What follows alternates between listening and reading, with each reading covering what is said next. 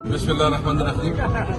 اب ہم یہاں کھڑے ہیں سوابی انٹرچینج پہ اور یہاں تھوڑا آگے 3 کلومیٹر جو ہے نا پورے کنٹینر رکھے ہوئے ہیں اور یہاں آپ دیکھ سکتے ہیں کہ بہت زیادہ مسافر ہیں. کچھ مسافر جو جس کے فلائٹ سے رات کو وہ بیچارے پریشان ہیں. خیبر پختونخوا کو پورے پاکستان سے ڈسکنیکٹ کیا گیا ہے. یہ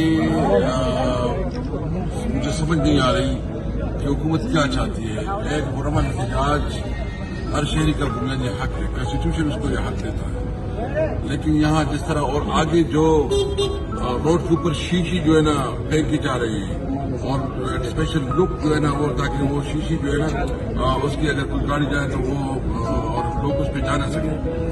اس قسم کی ہتھکنڈی ہے, یہ فاسسٹ اپروچ ہے اور اس قسم کے ہتھکنڈوں سے وہ اگر اس قسم کی تحریک کو دوبارہ چاہتے وہ نہیں دب سکتی. حکومت نے یہ تحریک کامیاب کروائی ہے کیونکہ حکومت نے خود پورے ملک کو بلاک کر دیا ہے.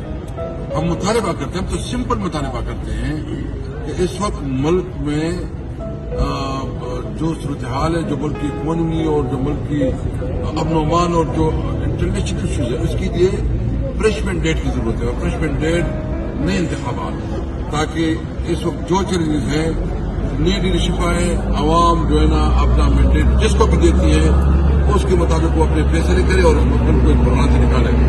فور الیکشن ہمارا مطالبہ ہے اور وہ فیئر اینڈ فری الیکشن ہو. ہم نے کوئی غیر قانونی مطالبہ نہیں کیا. ہم سمجھتے ہیں کہ یہ عوام کا حق ہے کہ عوام اپنی لیڈرشپ کا انتخاب کرے.